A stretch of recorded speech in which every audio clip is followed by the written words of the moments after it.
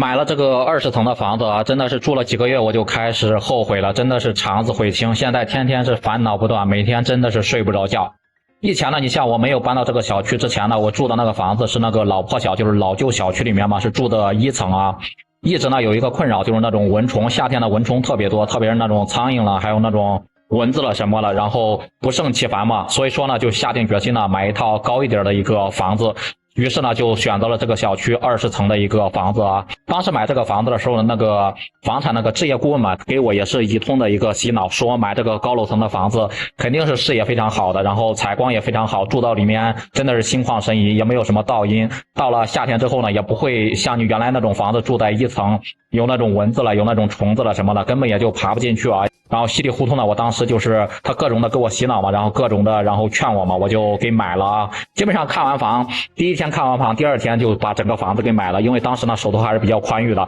结果呢，现在是住了几个月的时间，我真的是彻底后悔了。真的是太懊恼了，自己当时太冲动了。给大家说一说住这种高层的几点硬伤啊。那首先第一点肯定就是这个电梯的问题啊。每天的上下班，这个就是这种高层嘛，就2个电梯嘛，电梯的一个使用的一个高峰期根本就挤不上去啊，基本上每一层都要停，每一层都要停嘛。因为这个呢，我每次都是算好时间去上班了，因为这个等电梯时间太长，迟到了好几次，基本上每一次迟到呢，公司有这个严格的制度嘛，都罚我一次罚我200块钱，包括我每个月的全勤奖都是没有了啊。你像我辛辛苦苦上班1个月就挣4、5千块钱，结果呢因为迟到将近扣了我7、800块钱1个月，真的是把我给心疼坏了。还有第2点，我就感觉呢就是这个电梯维修的一个问题，电梯停电的一个问题啊。前几天我就刚好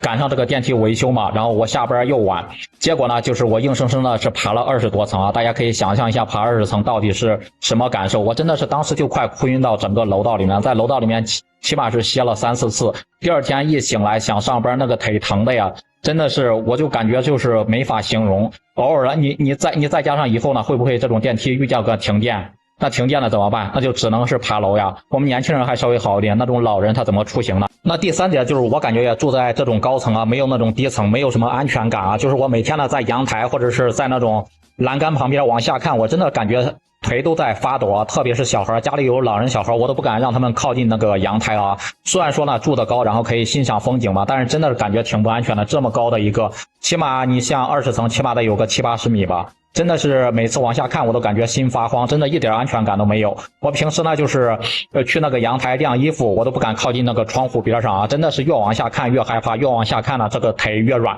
不知道大家住高层都有没有这种体验啊？那第4点就是这个高楼层啊，水压低，我不知道大家有没有遇到过，就是洗澡，特别是每天用水的一个高峰期，夏天还稍微好一点，你像冬天因为这个水压太低，那个水龙头就是那个花洒都像一滴一滴的在下滴，每次都感觉要感冒一样，所以说我夏天基本上1个月我都不敢洗1次澡。然后真的是太不方便了，我就感觉呢，而且这个水质还特别不好。每次呢，我就看那个水池里面流出来水，好像是都有点脏的，我感觉有点接受不了啊。这原来我住1层的时候从来都没有过这种情况。那第5点就是这个噪音的问题啊。当时呢，那个销售说呢，高层不存在噪音嘛，但是住进去之后呢，我感觉完全就是在瞎扯，高层的噪音反而是更清楚了，反而是更大了。你像外面那种车流声，外面还有那种喇叭声，你虽然说关着窗户，但是也一清二楚。我不知道是不是因为呢外面没有什么遮挡，没有什么树木遮挡，反而呢噪音更大了。而且你特别是遇见那种刮风下雨打雷那种天气，基本上一整晚我都睡不着觉啊。那特别是刮风呼呼的刮，感觉整栋楼都在摇晃一样的。那第6点就是这个蚊虫的问题啊，也跟1层2层差不多啊，依然是存在这个蚊虫的问题。我也不知道是从电梯带上来的还是